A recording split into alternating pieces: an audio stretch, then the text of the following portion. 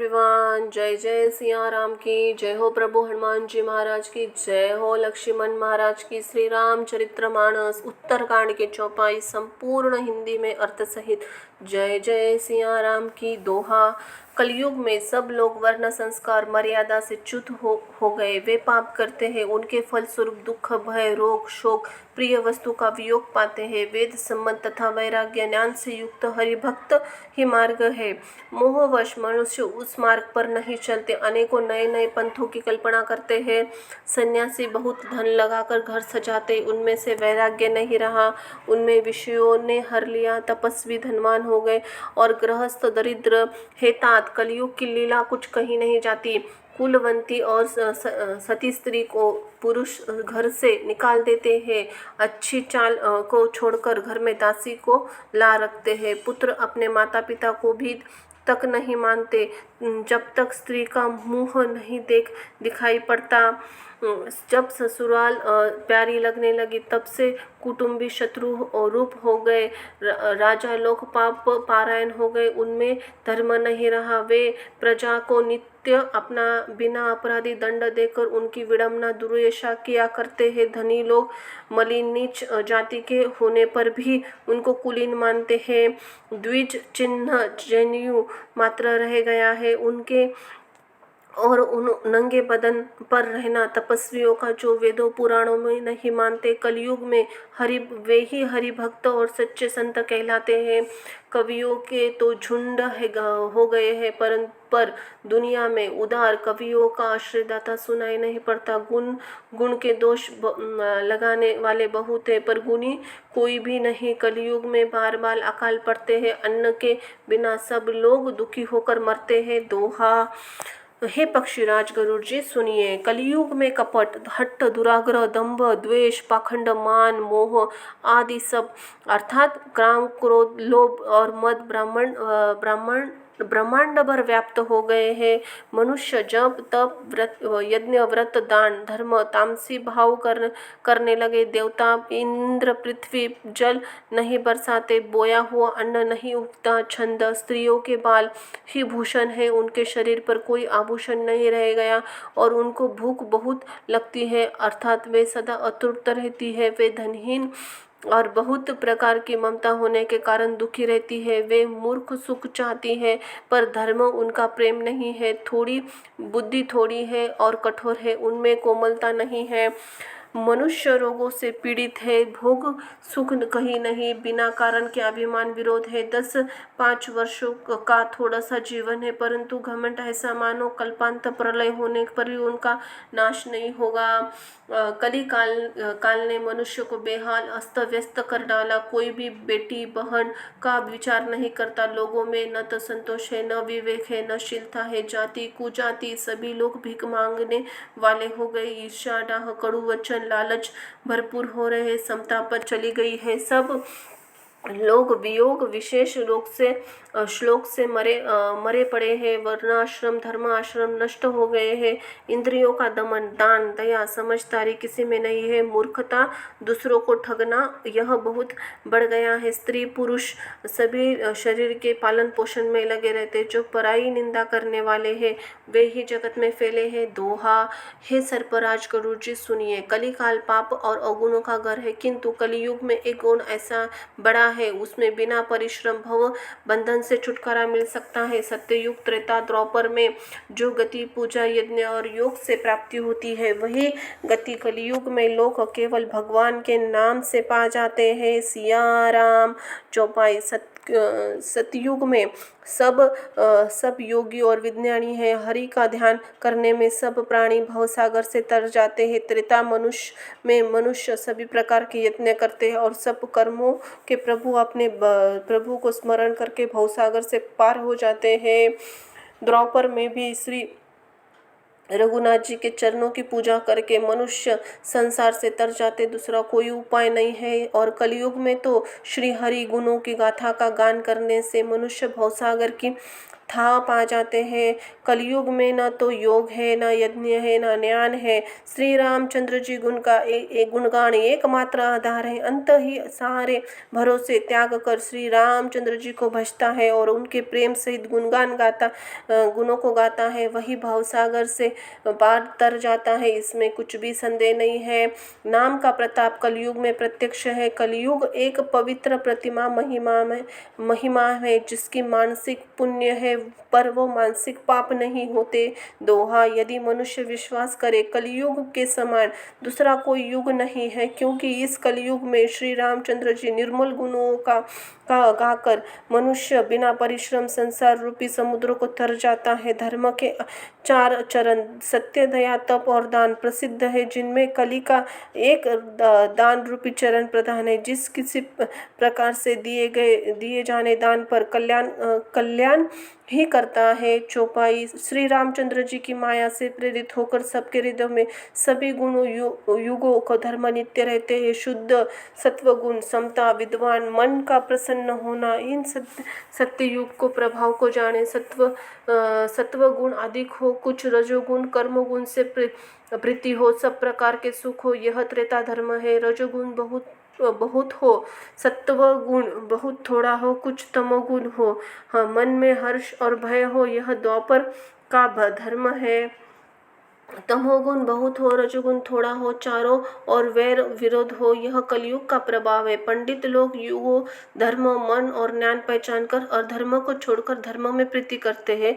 जिसका श्री रघुनाथ जी के चरणों में अत्यंत प्रेम है, उनको काल धर्म गुणों धर्म नहीं व्याप्त है। पक्षीराज नट बाजीगर का किया हुआ कपट चरित्र इंद्रजाल देखने वाले के लिए बड़ा विकट दुर्गम होता है, पर नट सेवक जबूरे की उसको माया नहीं व्याप्ति। दोहा, श्री हरि की माया के द्वारा रचे हुए दोष और गुण श्री हरि के भजन के बिना नहीं जाते। मन में ऐसा विचार कर सब कामनाओं को छोड़कर निष्काम भाव से श्री हरि का भजन करना चाहिए, श्री रामचंद्र जी का भजन करना चाहिए। बोलो सिया राम। हे पक्षीराज, उस कलिकाल में तो मैं बहुत वर्ष तक अयोध्या में रहा। एक बार वहाँ अकाल पड़ा, तब मैंने विपत्ति का मारा विदेश चला गया। चौपाई, हे सर्पों के शत्रु गरुड़ राज्य सुनिए, मैं दीन मलिन और दरिद्र दुखी होकर उज्जैन गया। उस काल में बीतने पर कुछ संपत्ति पाकर मैं वही भगवान शंकर जी की आराधना करने लगा। एक ब्राह्मण वेद विधि सदा शिवजी की पूजा करते, उसको कोई दूसरा काम न था। वे परम साधु और परमार्थ के ज्ञाता थे। वे शंभु उपासक थे, पर श्री हरि की निंदा करने वाले न थे। मैं कपट पूर्वक उनकी सेवा करता था। ब्राह्मण बड़े दीन दयालु और नीति के घर के थे। हे स्वामी, बाहर से नम्र देखकर ब्राह्मण मुझे पुत्र की भांति मानकर पढ़ाते थे। उन ब्राह्मण श्रेष्ठ मुझको शिवजी का एक मंत्र दिया, अनेक प्रकार के शुभ उपदेश किए। मैं शिवजी के मंदिर जाकर जपता था। मेरे हृदय में दंभ और अहंकार बढ़ गया। दोहा, मैं दुष्ट, नीच और जाति पापमयी मलिन बुद्धि वाला मोहवश हरि भक्तों के द्विजों को देखते जल उठता और विष्णु भगवान से द्रोह करता था। गुरुजी मेरे आचरण को देखकर दुखी थे। वे मुझे नित्य भली भांति समझाते थे, पर मैं कुछ भी नहीं समझता। उल्टे मुझे अत्यंत क्रोध होता था। दंभी को कभी नीति अच्छी लगती है। चौपाई, एक बार गुरुजी ने मुझे बुला लिया और बहुत प्रकार से परमार्थ शिक्षा दी कि हे पुत्र, शिवजी की सेवा का फल यही है कि श्री रामचंद्र जी के चरणों में प्रगाढ़ भक्ति हो। हे तात, शिवजी और ब्रह्मा जी भी श्री रामचंद्र जी को भजते हैं, फिर नीच मनुष्य की क्या बात है। ब्रह्मा जी और शिवजी जिनके चरणों में प्रेम है, अरे अभागे, उनके द्रोह करके तू कौन सा सुख चाहता है। गुरुजी ने शिवजी को हरि का सेवक कहा। यह सुनकर पक्षीराज मेरा हृदय जल उठा। नीच जाति का मैं विद्या पाकर ऐसा हो गया जैसे दूध पिलाने से सांप। अभिमानी, कुटिल, दुर्भाग्य, कुजाति, मैंने दिन रात गुरुजी से द्रोह करता था। गुरुजी अत्यंत दयालु थे, उनका थोड़ा सा भी क्रोध नहीं था। मेरे द्रोह करने पर भी वे मुझे बार बार उत्तम ज्ञान और शिक्षा देते थे। नीच मनुष्य जैसे बड़ाई पाता है, वह सबसे पहले उसी को मारकर उसी का नाश करता है। हे भाई सुनिए, आग से उत्पन्न हुआ धुआं धुआं मेघ की पृथ्वी पाकर उसी अग्नि को बुझा देता है। धुएं रास्ते में निरादर पड़े रहती है और सदा सब राह में चलने वाली लातों को मारकर सहती है, पर जब पवन से उड़ाती है तो ऊंचा उठता है तो सबसे पहले वह उसी पवन को भर देती है और फिर राजाओं के नेत्रों में किरकिटों को मुकुटों पर पर पड़ती है। हे पक्षीराज गरुड़ जी, सुनिए, ऐसी बात समझकर बुद्धिमान लोग अधम नीच का संग नहीं करते। कवि पंडित ऐसी नीति कहते हैं, दुष्ट से न कलह अच्छा है न प्रेम अच्छा है। हे गोसावी, उससे तो सदा उदासीन रहना चाहिए। दुष्टों को कुत्ते की तरह दूर से त्याग देना चाहिए। मैं दुष्ट था, हृदय में कपट और कुटिलता भरी थी। यद्यपि गुरुजी हित की बातें करते थे पर मुझ पे नहीं सुहाती थी। दोहा, एक दिन मैं शिवजी के मंदिर में शिव नाम जप कर रहा था। उसी समय गुरुजी वहां आए। मेरे पर अभिमान के मारे मैंने उठकर प्रणाम नहीं किया। गुरुजी दयालु थे, मेरा रोष देखकर उन्होंने कुछ भी नहीं कहा। उनके हृदय में क्लेश मात्र भी क्रोध नहीं हुआ। पर गुरु का अपमान करना बहुत बड़ा पाप है। अंत है महादेव जी उसे नहीं कह सके।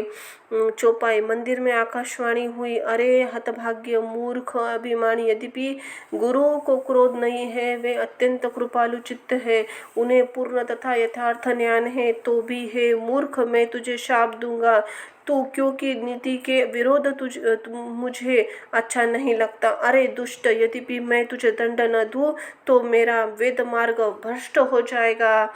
जो मूर्ख गुरु से ईर्ष्या करता है वे करोड़ों युगों तक रो रो नरक में पड़े रहते हैं। फिर वहां से निकलकर वे त्रियक, पशु, पक्षी आदि योनि में शरीर धारण करते 10,000 जन्मों तक दुख पाते हैं। अरे पापी, तू तो गुरु के सामने अजगर की भांति बैठा है। रे दुष्ट, तेरी बुद्धि पाप से ढक गई, अंत ही तू सर्प हो जा। अधम से भी अधम अधोगति के सर्प नीच योनि में पाकर बड़े भारी पेड़ के खोखले में जाकर रह।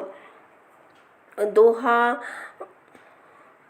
शिवजी का यह भयानक शाप सुनकर गुरुजी ने हाहाकार किया। मुझे कांपता हुआ देखकर उनके हृदय में बड़ा भारी संताप हुआ।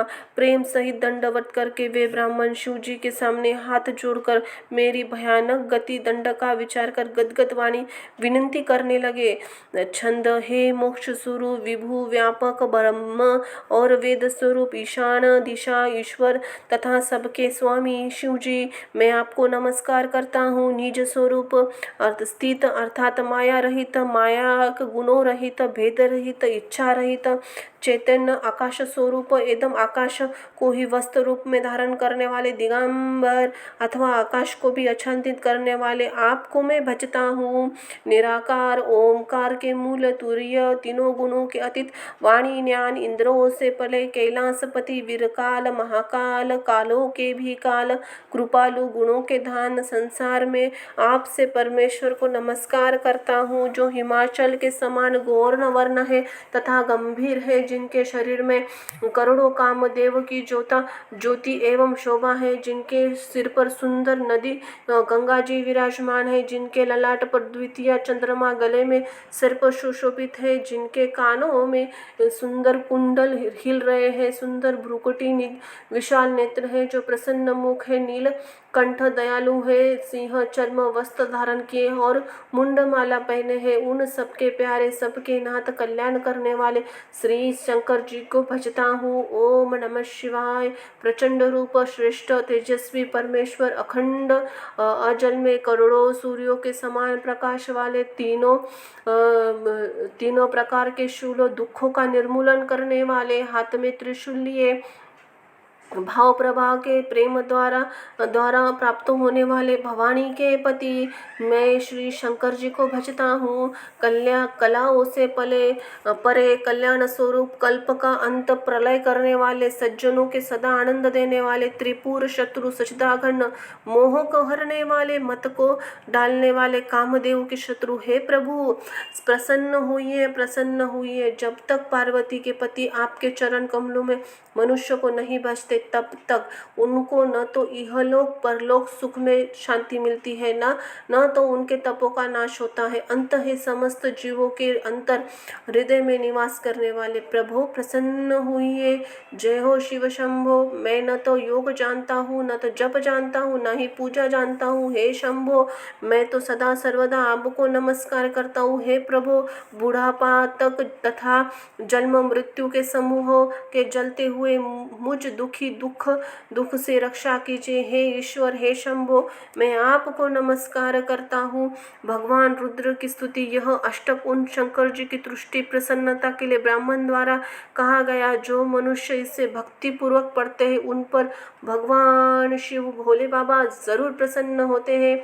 सर्वज्ञ दोहा। सर्वज्ञ शिवजी ने विनती सुनी और ब्राह्मण को देखा। तब मंदिर में आकाशवाणी हुई, हे द्विज श्रेष्ठ, वर मांगो। ब्राह्मण ने कहा, हे प्रभु, यदि आप मुझ पर प्रसन्न है तो हे नाथ, यदि इस दिन पर आपका स्नेह है तो आपके चरणों की भक्ति देकर फिर दूसरा वर दीजिए। हे प्रभु, यह अज्ञानी जीव आपके माया के वश होकर निरंतर भूला फिरता है। हे कृपा के समुद्र भगवान, दीन दयालों पे दया करने वाले कल्याणकारी शंकर, आप इस कृपालु पे कृपा कीजिए, जिससे हे नाथ थोड़े ही समय में इस शाप के बाद अनुग्रह शाप से मुक्ति हो जाए। हे कृपा निदान, आप वही कीजिए जिससे इसके परम कल्याण हो। दूसरा हित से सनी हुई ब्राह्मण की वाणी सुनकर आकाशवाणी हुई, एवं मस्तु, ऐसा ही हो। जय हो भोले बाबा की। यद्यपि इससे भयानक पाप किया है और मैंने भी इसे क्रोध में शाप दिया है, तो भी तुम्हारी साधुता देखकर मैं इस पर विशेष कृपा करूँगा। हे द्विज, जो क्षमाशील एवं परोपकारी है, मुझे वैसे ही प्रिय है जैसे खरखारी श्री रामचंद्र जी है। हे द्विज, मेरा शाप व्यर्थ नहीं जाएगा। यह 1000 जन्म अवश्य पाएगा, परंतु जन्म जन्मने मरने में जो यह दुख है, वह दुख जरा भी न व्यापेगा और किसी जन्म में इसका ज्ञान नहीं मिटेगा। हे शूद्र, मेरा प्रामाणिक यह सत्य वचन सुन। प्रथम तो तेरा जन्म ही श्री रघुनाथ जी की पुरी में हुआ, फिर भी तूने मेरी सेवा में मन लगाया। पुरी के अभाव मेरी कृपा से तेरा हृदय राम भक्ति उत्पन्न होगी। हे भाई, अब मेरा सत्य वचन सुन। द्विजों की सेवा भगवान श्री प्रसन्न करने वाले व्रत है। अब कभी ब्राह्मण का अपमान न करना, संतों को अनंत भगवान के समान जानना। इंद्र के वज्र, मेरे विशाल त्रिशूल, काल के दंडक और श्री हरि के विकराल चक्र मारे भी जो नहीं मरता, वह विप्रद्रोह रूपी अग्नि से भस्म हो जाता है। ऐसा विवेक मन में रखना, फिर तुम्हारे लिए जगत में कुछ भी दुर्लभ नहीं होगा। मेरा एक और भी आशीर्वाद तुम्हारी सर्वत्र अबाध गति होगी, अर्थात तुम जहाँ भी जाओगे वहीं बिना रोक टोक के जा सकोगे। दोहा। आकाशवाणी के द्वारा शिवजी के वचन सुनकर गुरुश्री हर्षित हुए। ऐसा ही हो, यह कहकर बहुत समझाकर और शिवजी के चरणों में हृदय रखकर अपने घर गए। काल की प्रेरणा से विंध्याचल में जाकर सर्प हुआ। फिर कुछ काल बीतने के बिना परिश्रम कष्ट मैंने वह शरीर त्याग दिया। हे हरिवाहन, मैंने जो भी शरीर धारण करता उसे बिना परिश्रम वैसे ही सुखपूर्वक त्याग देता था, जैसे मनुष्य पुराने वस्त्र त्याग देता है, नए वस्त्र पहन लेता है। वे शिवजी ने वेद और मर्यादा की रक्षा की और वेदों का क्लेश नहीं पाया। इस प्रकार पक्षीराज, मैंने बहुत से शरीर धारण किए पर मेरा ज्ञान नहीं गया। चौपाई। त्रियक योनि, पशु और पक्षी, देवता, मनुष्य जो भी शरीर धारण करता है, वहाँ उस प्रकार मैं श्री रामचंद्र जी का भजन जारी रखता। इस प्रकार सुखी हो गया, परंतु एक शूल मुझे बना रहा। गुरु जी का कोमल स्वभाव मुझे कभी नहीं भूलता, अर्थात मैंने ऐसे कोमल स्वभाव का दयालु गुरु का अपमान किया। यह दुख मुझे सदा बना रहा। मैंने अंतिम शरीर ब्राह्मण का पाया, जैसे पुराण वेद देवताओं को दुर्लभ बताते थे। मैं वहाँ ब्राह्मण शरीर भी बालकों में मिलकर खेलता, तो भी श्री रघुनाथ जी की लीलाएं करता।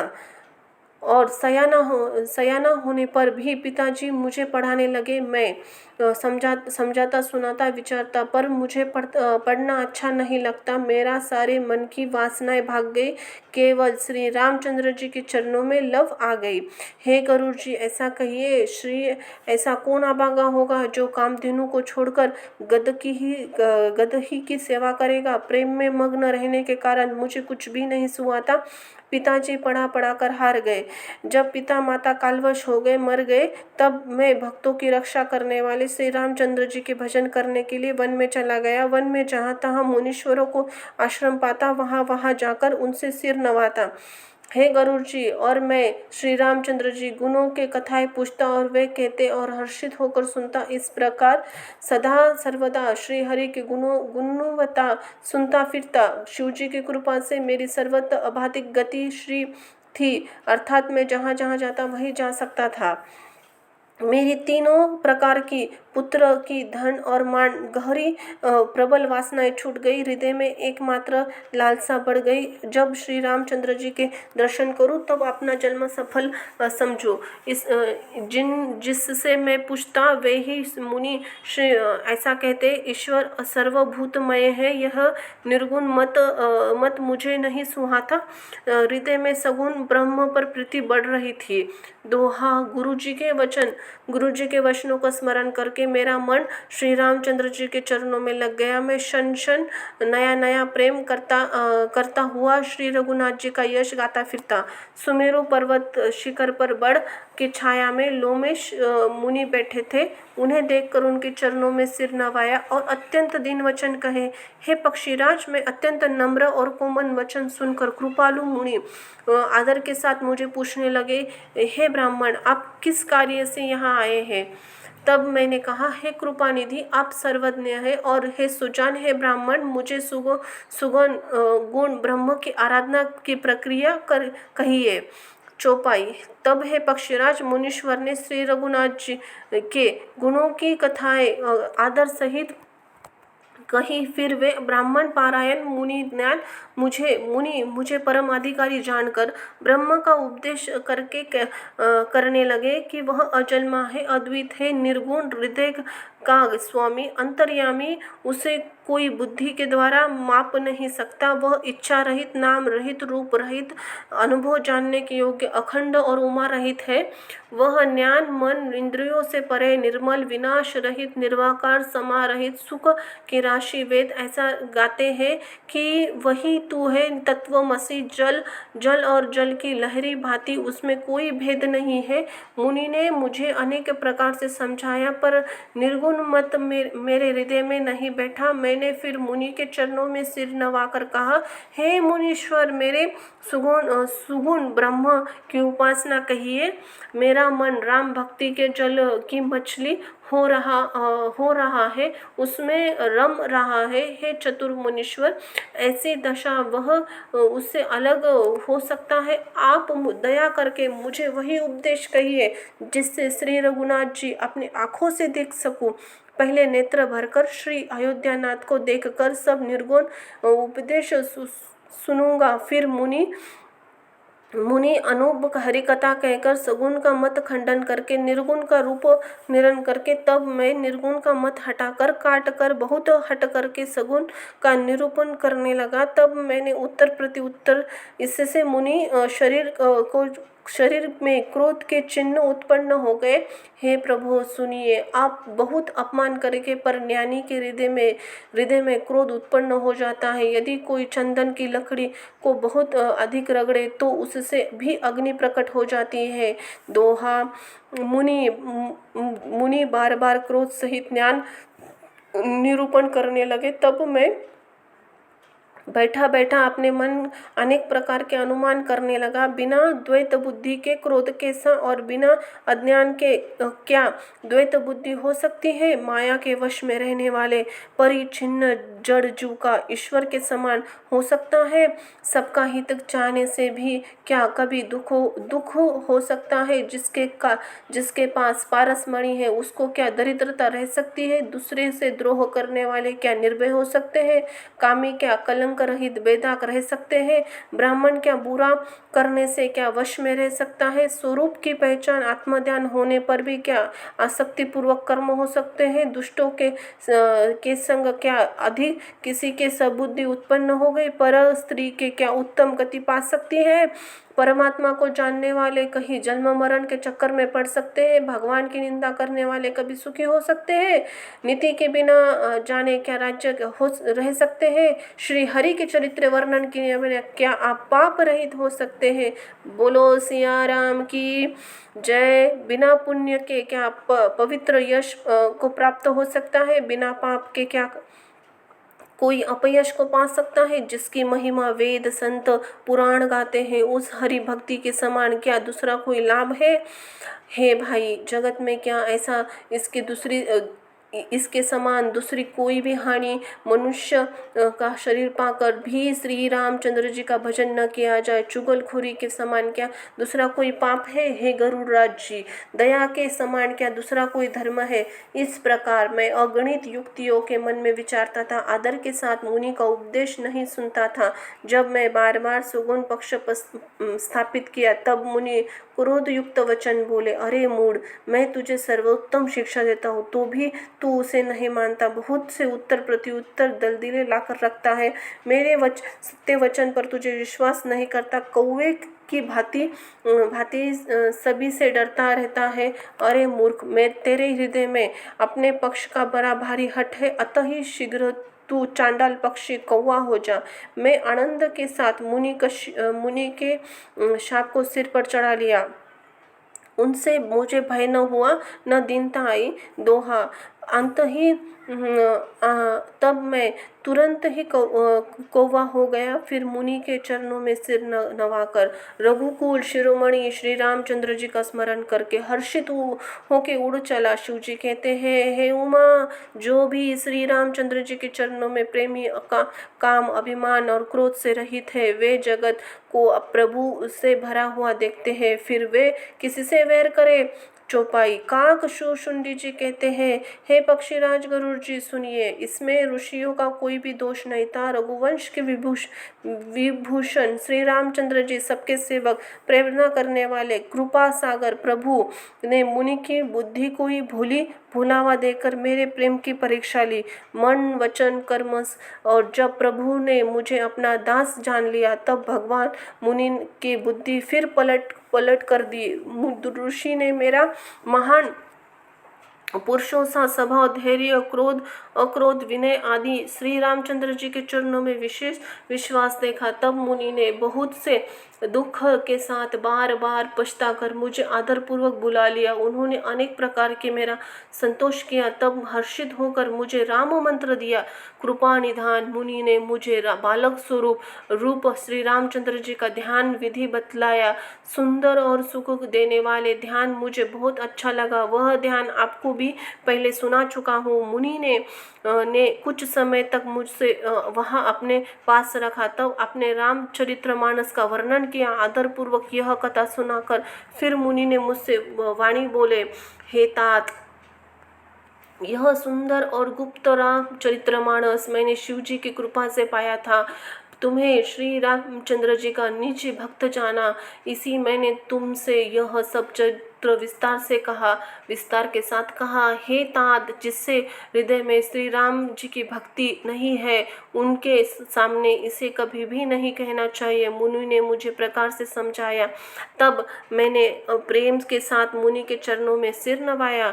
मुनीश्वर ने अपने चरण कमलों मेरा सिर स्पर्श करके हर्षित होकर आशीर्वाद दिया कि अब मेरी कृपा से तेरे हृदय में सदा प्रगाढ़ राम भक्ति बरसेगी।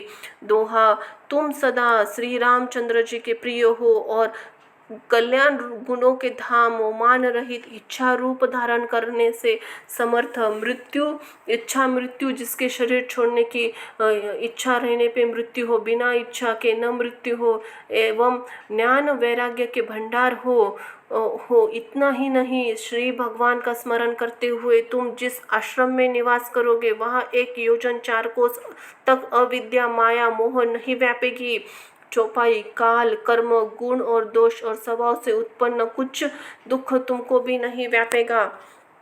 अनेक प्रकार के सुंदर श्री रामचंद्र जी रहस्य गुप्त मर्म के चरित्र और गुणों जो इतिहास पुराणों में गुप्त और प्रकट है, वर्णित और लक्षित है, तुम उन सबको भी बिना ही परिश्रम जान पाओगे। श्री रामचंद्र जी के चरणों में तुम्हारा नित्य नया प्रेम हो। तुम अपने मन में तुम जो भी इच्छा करोगे, श्री हरि की कृपा से उसकी पूर्ति कुछ भी दुर्लभ नहीं होगी।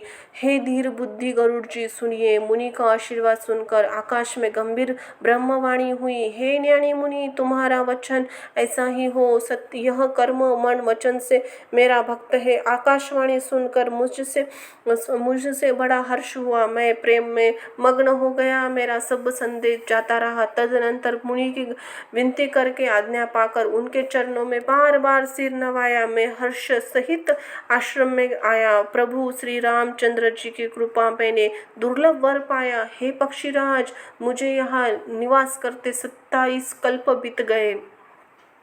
मैं यहाँ सदा श्री रामचंद्र जी रघुनाथ जी गुणों की क्रिया का गान करता हूँ और चतुर्पक्षी आदरपूर्वक सुनते हैं। अयोध्यापुरी जब श्री रघुवीर के भक्तों के हित के लिए मनुष्य शरीर धारण करते हैं, तब मैं जाकर श्री रामचंद्र जी की नगरी में रहता हूँ। प्रभु की शूलता देखकर सुख प्राप्त करता हूँ। फिर है पक्षीराज, राम जी की शिशु रूप को हृदय में रखकर अपने आश्रम में आ जाता हूँ। जिस कारण मैंने कौवे का देह पाई है, वह सारी कथा आपको सुना दी। हे तात, मैंने सब प्रश्नों के उत्तर कहे। आहा, राम भक्ति की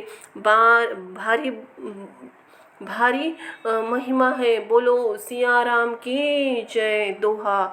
मुझे अपना यह काक शरीर इसलिए प्रिय है कि इसमें मुझे श्री रामचंद्र जी के चरणों में प्रेम प्राप्त हुआ। इसी शरीर से मैंने अपने प्रभु के दर्शन पाए। मेरे सब संदेह जाते हुए दूर हुए।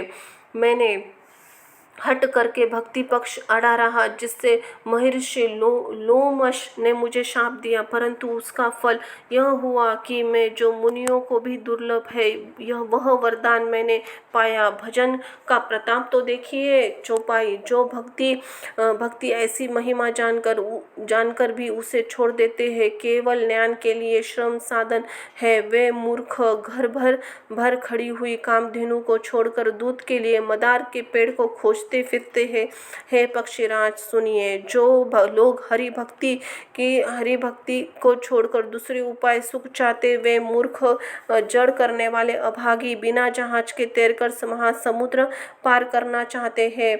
शिव जी कहते हैं, हे भवानी, काकशुंडी जी के वचन सुनकर गरुड़ जी हर्षित होकर कोमल वाणी से बोले, हे प्रभु, आपके प्रसाद से मेरे हृदय में अब संदेह शोक मोह कुछ भी नहीं रहा।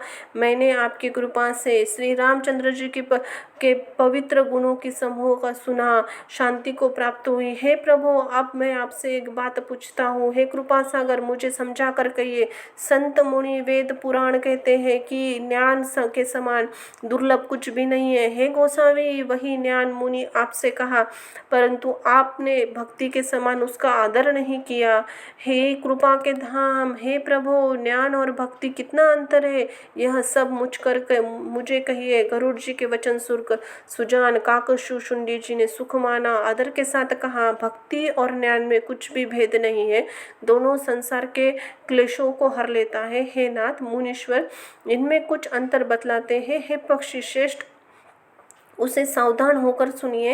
हे बाहे हरिवाहन, सुनिए। ज्ञान वैराग्य योग विज्ञान, ये सब पुरुष है। पुरुष का प्रताप सब प्रकार से प्रबल होता है। अबला माया स्वाभाविक और निर्मल जाति जन्म से ही जड़ और मूर्ख होती है। दोहा। परंतु जो वैराग्य धीर बुद्धि पुरुष है, वही स्त्रियों को त्याग सकते हैं, न कि वे कामी पुरुष जो विषयों में वश है, उनके गुलाम है और श्री रघुनाथ जी के चरणों से विमुख है। सरोठा। वे ज्ञान भंडार मुनि भी मृग नयन युति स्त्री को चंद्रमुख को देखकर विविश अधीन हो जाते हैं। साक्षात भगवान विष्णु की माया स्त्री रूप से प्रकट हुए हैं। चौपाई। यहाँ मैं कुछ भी पक्षपात नहीं रखता, वेद पुराण संतों का मत सिद्धांत कहता हूँ। हे गरुड़ जी, अनुपम विलक्षण एक रीति है कि एक स्त्री के रूप पर दूसरी स्त्री मोहित नहीं होती। आप सुनिए, माया भक्ति ये दोनों ही स्त्री के वर्ग है, ये सब कोई जानते हैं। फिर श्री रघुनाथ जी की भक्ति प्यारी है, माया तो बिचारी निश्चल ही नाचाने वाली नटनी मात्र है। श्री रघुनाथ जी की भक्ति में विशेष अनुकूल रहते हैं, इसी माया से उससे अत्यंत डरती रहती है, जिसके हृदय में उपरांत उपमा रहित और उपाधि रहित विशुद्ध राम भक्ति सदा बिना किसी बाधा के रोक टोक बसती है। उसे देखकर माया संकुचा जाती है, उस पर वह अपनी प्रभुता कुछ भी नहीं चला सकती। ऐसा विचार कर जो विज्ञानी ज्ञानी मुनि है वे सब सुखों की खानी भक्ति की याचना करते हैं। दोहा, श्री रघुनाथ जी, यह रहस्य गुप्त मर्म भक्ति का कोई नहीं जान पाता। श्री रघुनाथ जी की कृपा से जो जानता है उसे स्वप्न में भी मोह नहीं होता। हे सदुच्चर गरुड़ जी, ज्ञान और भक्ति का और भी उसमें भेद सुनिए, जिससे सुनने से श्री रघुनाथ जी के चरणों में सदा अविच्छ एकमात्र प्रेम हो जाता है। चौपाई है तात अकथनीय कहानी वार्ता सुनिए, यह समझने से बनती है, कहीं नहीं जा सकती। जीव ईश्वर का अंश है, अंत एवं अविनाशी, चेतन, निर्मल और स्वभाव से सुख की राशि है। हे गोसावी, वह माया के वशीभूत होकर तोते और वानर की भांति अपने आप बंध गया। इस प्रकार जड़ और चेतन ग्रंथि में गांठ पड़ गई। यद्यपि वह ग्रंथि मिथ्या है, तथापि उसके छूटने में कोई कठिनाई नहीं है। तभी से जीव तो सारी जन्मने और मरने वाला हो गया। अब तो न गांठ छूटती है और न ही वही सुख होता है। वेद और पुराणों बहुत से उपाय बतलाए हैं, पर वह ग्रंथि छूटती नहीं वरन अधिक उलझी जाती रहती है। जीवन के हृदय में अज्ञान रूपी अंधकार विशेष रूप से छा रहा है, इससे गांठ देख नहीं पड़ती। छूटे तो कैसे? जब कभी ईश्वर का ऐसा संयोग हो, जैसा आगे हो कहा जाता है, उपस्थित कर देते हैं, तभी कभी कदाचित वह ग्रंथि से छूट पाते हैं। श्री हरि की कृपा से यदि सात्विकी श्रद्धा रूपी सुंदर गो हृदय के रूपी घर में आकर बस जाए, असंख्य जप तप व्रत यम नियम आदि शुभ धर्म आचार आचरण श्रुतियों से ने कहे उसी धर्माचार रूपी हरे तृणों के घास को जब वह गो चरे, आस्तिक भाव छोटे बछड़े को पाकर वे पहनावे, निवृत्ति संसारिक विषयों से प्रपंच से हटाने, नोई गौ से धुलते समय पोछने पर बांधने की रस्सी से, विश्वास दूध दुहने का बर्तन है, निर्मल निष्पाप मन स्वयं अपना दास है, अपने वश में है, धुलाने वाला ही आहिर है। हे भाई, इस प्रकार धर्माचार प्रवृत्त सत्वाकी श्रद्धा रूपी गौ से भाव निवृत्ति और वश में किए हुए निर्मल मन की सहायता से परम धर्ममय दूध को धुआकर उसे निष्काम भाव रूपी अग्नि से भली भांति आटवावे, फिर क्षमा संतोष रूपी हवा से ठंडा करे और धैर्य तथा शम मन निरग्रह रूपी जामुन देखकर उसे जमवावे। तब मुनिता प्रसन्न रूपी कोमरी के तत्व रूप विचार रूपी मंथना से दम इंद्रिय दमन पर आधार पर दम रूपी खंबे आदि सहारे सत्य और सुंदर वाणी रूपी रस्सी लगाकर मत्थे और मथकर उसमें से निर्मल सुंदर अत्यंत पवित्र वैराग रूपी मक्खन निकाल ले। दोहा, तब योगी रूप अग्नि प्रकट करने वाले उसमें समस्त शुभ कर्म रूपी ईंधन लगा दे, सब कर्मों को योग रूपी अग्नि को भस्म कर दे। तब वैराग्य रूपी मक्खन ममता रूपी मल जल जाए। तब बचे हुए ज्ञान रूपी घी निश्चल आत्मक बुद्धि से ठंडा करे। तब विज्ञान रूपिणी बुद्धि ज्ञान रूपी निर्मल घी को पाकर उसे चित्त रूप दिए में भरकर ममता की दीवाट बनाकर उसे दृढ़ता पूर्वक जमा कर रखे। जागृत स्वप्न सुषुप्ति तीन अवस्था सत्व रज और तम तीनों गुणों रूपी कपास से तुरीय अवस्था रूपी रुई को निकाल कर फिर उसे सवार कर सुंदर कड़ी बत्ती बनाइए। सरोठा इस प्रकार। श्रेष्ठ तेज की राशि विज्ञानमय दीपक को जलावे जिसके समीप आते ही मद और पतंगे जल जाए चौपाई। सोहमी वह ब्रह्म मैं ही हूँ, यह सो अखंड तेल धारावाही कभी न टूटने वाली वृत्ति है। वही उस ज्ञान दीपक प्रचंड परम प्रचंड दीप शाखा लो है। इस प्रकार आत्मानुभव सुख के सुंदर प्रकाश फैलता है, तब संसार मूल भेद रूपी ब्रह्म का नाश हो जाता है और महान बलवती अविद्या के परिवार मोह आदि अपार अंधकार मिट जाता है। वह तब वही विज्ञान रूपिणी बुद्धि आत्म रूपी रूप प्रकाश को पाकर हृदय रूपी घर में बैठकर उस जड़ चेतन की गांठ को खोलती है। यदि वह विज्ञान रूपिणी बुद्धि उस गांठ को खोलने पावे तब यह जीव कृतार्थ हो। परंतु हे पक्षीराज, गरुड़ जी गांठ खोलते हुए जानकर माया को फिर विघ्न करती है। हे भाई, बहुत सी सिद्धियों को भजती है जो बुद्धि को लोभ दिखाती है। वे सिद्धियां का बल और छल को समीप जाती आंचल और वायु उस ज्ञान रूपी दीपक को बुझा देती है। यदि वह बुद्धि बहुत सयानी हुई तो वह रिद्धि सिद्धियों को भी अहित हानिकर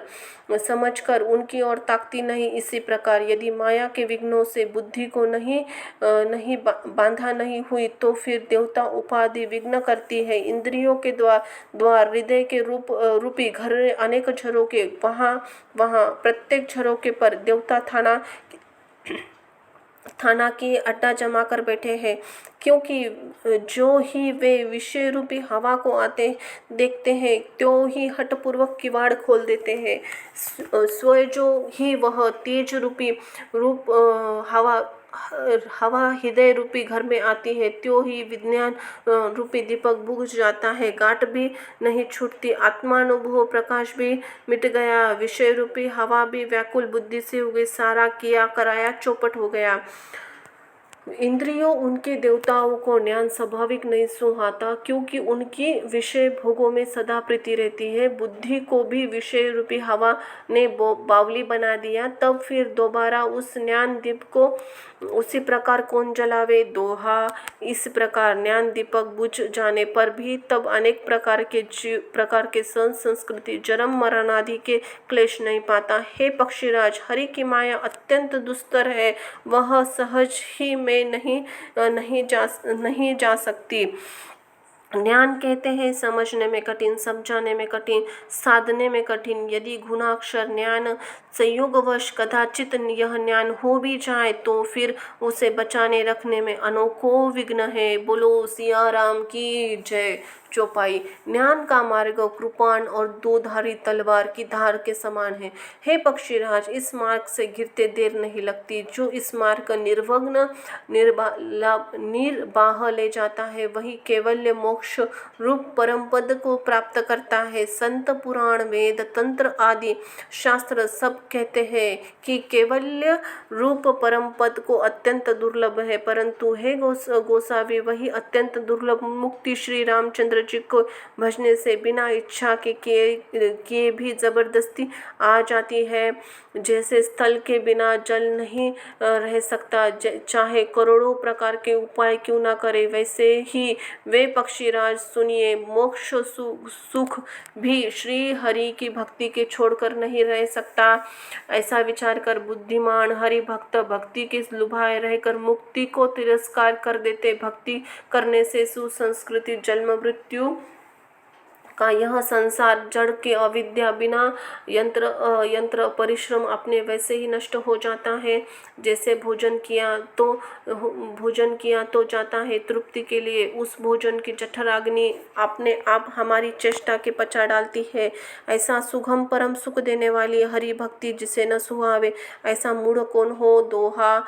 हे सर्पों के शत्रु गरुड़ जी, मैं सेवक हूँ और भगवान मेरे सेव्य स्वामी है। इस भाव के बिना संसार रूपी समुद्र को तरा नहीं जा सकता। ऐसा सिद्धांत विचार कर श्री रामचंद्र जी के चरणों में कमल चरणों का भजन कीजिए। जो चेतन को जड़ कर देता है, जड़ को चेतन कर देता है, ऐसे ही समर्थ श्री रघुनाथ जी को जीव को भजते हैं वे धन्य है। मैंने ज्ञान सिद्धांत समझा कर कहा, अब भक्ति रूपी मणि की प्रभुता महिमा सुनाए। श्री रामचंद्र जी भक्ति सुंदर चिंतामणि है। हे गरुड़ जी, यह सुन के हृदय में अंदर बसती है। वह दिन रात आपके ही आप परम प्रकाश रूप रहता है। उसके दीपक घी बत्ती कुछ भी नहीं चाहिए। इस प्रकार मणि का तो एक स्वभाव रहता है, फिर वह मोह रूपी दरिद्रता को समीप नहीं आती, क्योंकि मणि स्वयं धन रूप है। तीसरे लोभ में लोभ उसकी हवा रूपी हवा मणिमय दीप को नहीं बुझा सकती, क्योंकि मणि स्वयंभू प्रकाश रूप है। वह किसी दूसरे को सहायता से नहीं प्रकाशती। उसके प्रकाश अविद्या का प्रबल अंधकार मिट जाता है। मंदी पतंगों का सारा समूह हर जाता है। जिसके हृदय में भक्ति बसती है, काम क्रोध लोभ दुष्ट उसके पास भी नहीं जाते। बोलो सिया राम की जय। जय हो प्रभु हनुमान जी महाराज की। धन्यवाद।